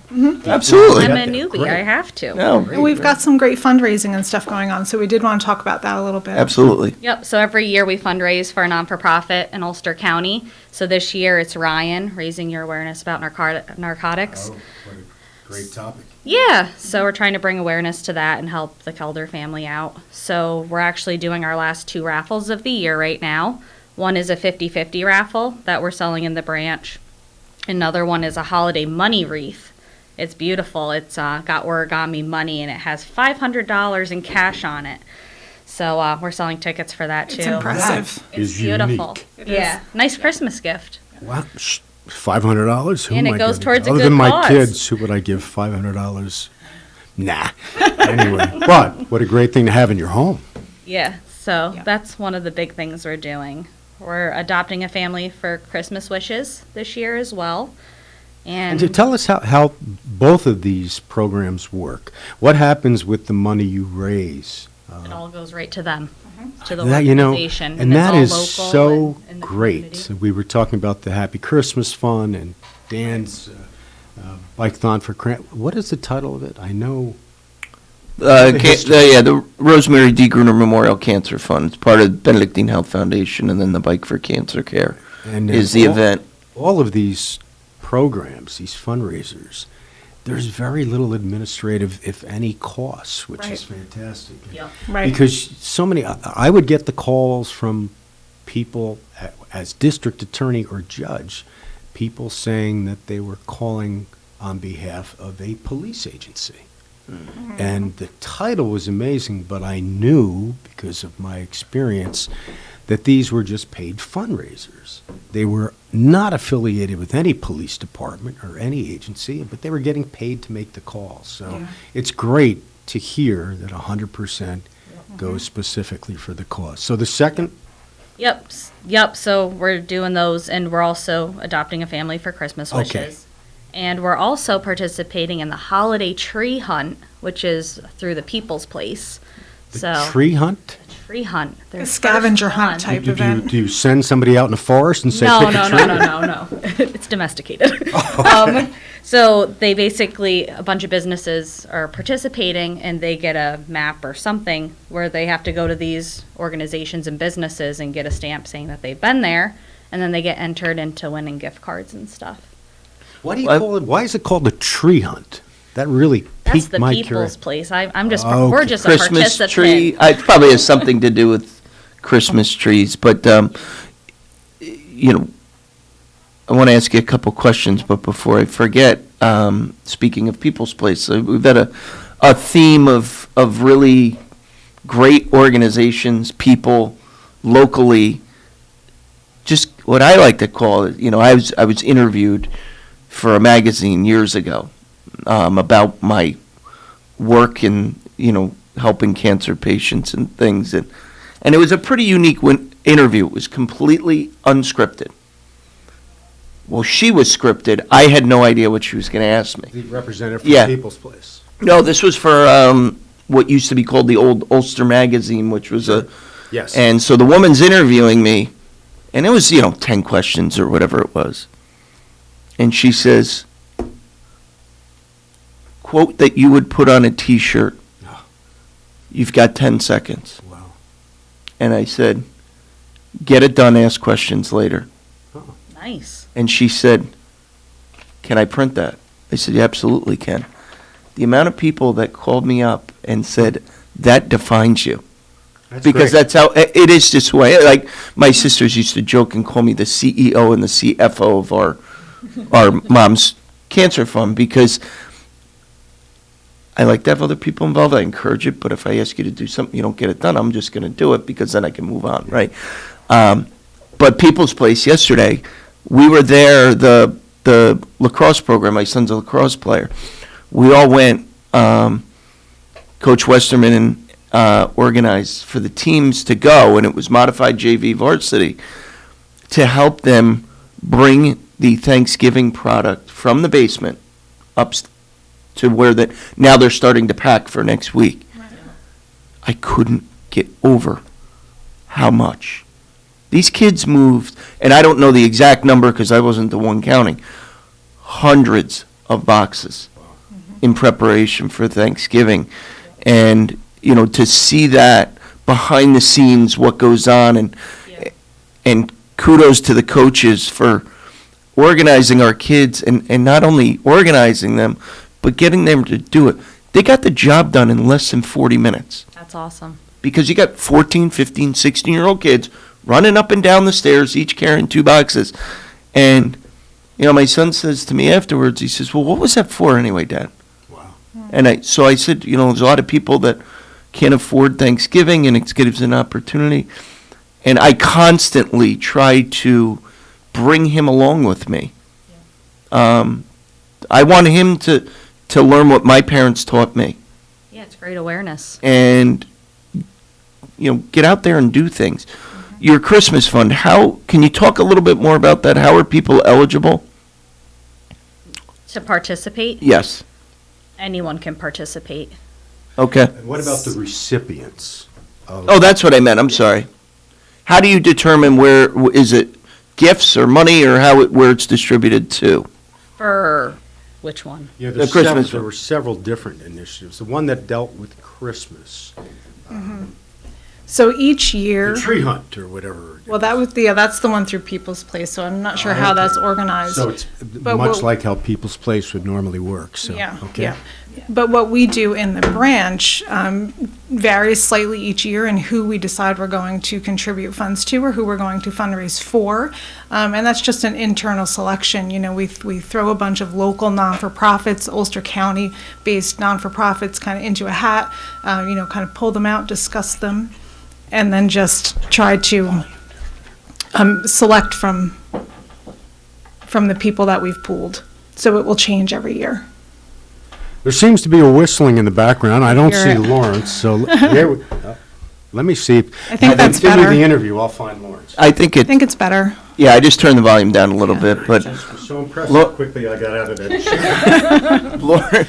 Lawrence is busy stuffing envelopes this morning, so we're just kind of flying solo, and hard to believe we made it to 8:45 without any issues. So, yeah, we're doing Neither well. one of us we're both technically challenged. Yes, I can operate. Technologically challenged is what I really meant to say. Yes, and I agree with. How does the credit union itself, is it a not-for-profit? How does the credit union work? It's not for profit, The correct? credit union is non-for-profit. But it's open not just to employees of Ulster County, it's open to everyone now. Right. At one point in time, we were SEG-based, where you had to work for a specific employer in order to have an account. SEG-based, yep, and SEG standing what does that for- remember for? I can't remember what that stands for, but it's That's what happens. it's Select Employee Groups. So we started out as the Teachers Credit Union and then Ulster County, and of course we've evolved from there, where now we are community-based, which is common for credit unions now, Sure. to be community-based rather than employee-based. Which So is great. so we're open to all of Ulster County. So that must have led to growth. I would. Yeah, I mean, it opens the doors, sure, for who's eligible and who's not. Yep. And I think because I think it's unless you're involved with a credit union, a lot of people, are aware of them, but probably not fully understand, like, the difference between a credit union and a bank, or the advantages of a credit union. Yeah, and the biggest difference is being non-for-profit, right, that we're run by the employees and a non-paid board, so we don't have to be concerned with, dividends and things like that, and paying board members and It must be keeping difficult stockholders to happy. compete with banks, though, when you're not for profit. But obviously, you guys are extremely successful. Have been here. I was a young assistant district attorney for Ulster County, and I know I had money taken right out of my check and then went my paycheck Right. went right into, which was the only way somebody that's making $15,000 a year could possibly save and pay their student loan. But anyway, it was great, and you guys are highly successful. So it must be that you have a great hiring process. You get the right people working there. Can you compete as far as salaries with banks that are bringing in all this money? I honestly don't have a solid answer to that. I'm not sure. My home is the credit union. I've been there forever, so I'm not really sure with what other institutions, especially the banks, are doing as far as salaries go. I would think it's a safe assumption that they're going to pay quite a bit more, but there's advantages to being where we are as well. Absolutely. So One of them is everyone, and you're here pretty much, I'm only once a month, third Thursday. You guys are here virtually every Thursday that I'm on, and I see different people rotating. Yes. And the feeling I get from seeing all of you, number one, you always seem to be so damn happy. We are. People were not happy coming into my courtroom, but But second, it almost seems like a family, no matter what It is. branch. There's only like 25 of us, I think, between That's the part branch. About 28 right now. How many But even branches? three. But even when we had a couple more branches, they were kind of like part-time sort of branches, and we had more employees. It's always been a very close work relationship with everyone. So you know everyone you're working with, which is That's great. it is great. Maybe not always the best thing in the world, but obviously the leadership there is great. Yeah. Because everyone that comes in, every time you speak with any agency, 25 people, even smaller, there always is something that someone's not happy with, and I don't get that at all from you. I don't think we really have that. Wow. No. It's great. Yeah. A lot of people that work for the credit union have been there 15, 20 For plus a long years. time. So. A lot of value in longevity. I can you're tell not you kidding. that, I'm in the insurance business, which ultimately is the customer service business. And, we had one position in particular, it was a revolving door for years. And I finally said to the woman that ran the department, I said, stop filling the seat to fill the seat. Right? We're better off with one less person and the team picking up the pieces than bringing someone in here who either isn't effective or doesn't want to be here and drags the other two people down that are working with that person. I just stop. And that's actually what we did. And, it solved a lot of headache. It wasn't easy, but, cohesiveness is, and Melissa, you oversee risk at the credit union. Correct. Correct. For people that aren't in the business world, what does that mean? It's a lot of compliance. It's a lot of paperwork, a lot of reports. But risk itself, what does that mean? Risk. Mitigate risk. So let's see. Well, it involves a lot. It touches on regulations to make sure that the credit union is following regulations, And you have to compliance-wise, follow- everything is in you have to follow the same order. regulations federally and state as a bank would. Is that? There's going to be some slight differences, but for the most part, yeah, But it's that's set up correct. for credit unions, I take it. Correct. Okay. Correct. And I'm also involved in security, with the security in the branches and things like that as well. And, suspicious activity, that sort of thing. So it encompasses a lot of the daily goings on in the credit union, making sure that everything is running the way it's supposed to. Have you guys, I think you have been victimized by robberies in the past. In the past, it's been a very long time, knock on wood. Yeah, I think Roundout. some of them. Rondout was very recent, yeah. Yeah. One thing the reason I asked you about risk was my identity was compromised July 4th weekend. And I have what's called identity protection. And fortunately, my bank was incredibly helpful, but what they did a July 4th weekend. I have Apple Pay. They got in. Yep. They replaced Apple Pay with Samsung Pay. Okay. And ran around. I had no reason to log into my bank over the weekend. So that Tuesday morning, the 5th was Monday was the holiday. Tuesday morning, I go to log in. I pay my bills online, and I'm like, whoa, like. Where'd all your money go? And so I didn't even blink. I just went to the bank, right?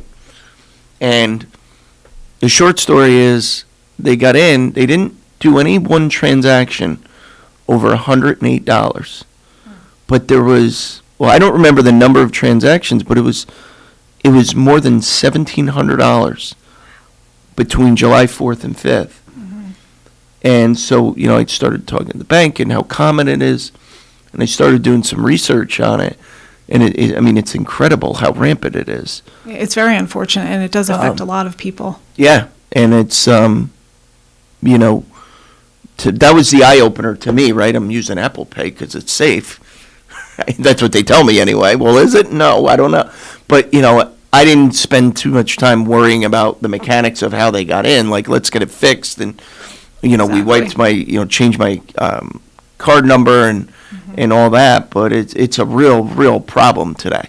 It is. It's been a problem for quite some time, and unfortunately, I don't foresee anything that can really be done to prevent it completely, because, as you rectify one issue, these fraudsters, people who are hacking into things, are going to find another way to do it. Yep. So I think it's something that's here to stay, and the best thing you can People do have is really to be monitor incredibly your aware accounts. of it. Yeah. Perhaps if they could locate the individuals that are doing it and send a message of deterrent by slamming them. Yeah. Right, the number one problem is locating them. Yeah. Right, they're over here today, now they're way over here. I mean, or in other countries completely. correct, and that's the thing. They had no way to trace the origin of where these I know people. it's far more complicated, but we had typically shoplifters that would come out of the city, and they would hit the various locations, and they would only steal below $250, which is what makes it a felony. Even if you steal a larceny at $250, no one holds those people accountable until they ended up in Ulster County Court. Good for you. Well, no, the prosecution had to start it, but then they got very fair hearings, and they received the maximum period of incarceration, state prison. That sent a message. Yeah, let me guess. Shoplifting in Ulster County dropped significantly? I can't say that, but I will say this much. I didn't see too many other cases brought in front of my court. What was happening to them, I don't know. The theme of today, accountability. Even the people out of New York City. Unbelievable. It's just holding people accountable. However, far more complicated when it's cyber crime. Absolutely. Right, and you can't locate the individual. Yep. Poses a big problem. So, Rachel, we got a couple minutes left. I know you're the branch manager. We want to make sure you get through your list. Thank you. Oh, no, we're doing good. How long have you been with the credit union? I've been with the credit union 5 years. Great. But only a manager for a year and a half, going on 2 years, so. Good, Learning a lot. Yep. Well, it doesn't matter how long you're doing You're not something, you kidding. learn every day. And that's what's great, though, you know. Exactly. That's what makes it interesting. But I think even more importantly is you obviously keep your employees, and you do that because you treat your employees that they're part of your family. Yeah, And you're going to have family squabbles. It happens, but in doing what you're doing, at the end of the year, not only is the organization giving back, your employees are obviously involved. I think that is a very, very infectious, in a good way, result to, it starts at the top with your leadership, right? But then to have the employees out doing the work. Our company's is same. They actually, we sold our company last year, but before that, they actually tracked, and we had to submit every year what boards we served on. Mm-hmm. And if you were someone like me that's in a production role and you weren't involved in things, they'd question you about it. Yeah. Because they want you to be out in the community giving back, and they would support us. We had a charitable foundation that I could access to support. And, our CEO at the time, the whole philosophy was you want people to trust you, and you want people to consider you as a business partner. Well, you better be out there doing the right thing. Absolutely. And that was so infectious. Most of us were on two boards. Mm-hmm. Because you get on one, you enjoy it, you meet great people, and then somebody else asks you, right, you do a good job, then they want to duplicate you. A guy just emailed me now, wants to meet with me about, joining a board, and I'll get back to you later today. Learn how to say no sometimes. Yeah. I've trained my coworker about that. I just said, got "There is the a message from Lawrence. Thank God he's here. Yeah. 1 minute. So anything that the two of you would like to leave us with in the roughly 30 seconds we have left? My last comment is that we have wonderful members, too. That's great. They're also like family. We know a lot of them by name and have absolutely. good relationships. Close and relationships what with also a lot makes of the membership. working for That's the credit great. union so amazing. And it's why you get so many people returning as members. That's fantastic. And bringing their family in, which is always really nice, too. You'll have an older couple or someone who's been a member for a long time bring the younger generations in, and Great. it's nice to meet the entire family. Rachel, pleasure meeting you. Thank you for having us. Thanks for coming in. Don? Thank you.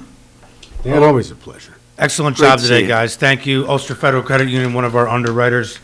We will be back tomorrow with Friday. And everyone have a great day.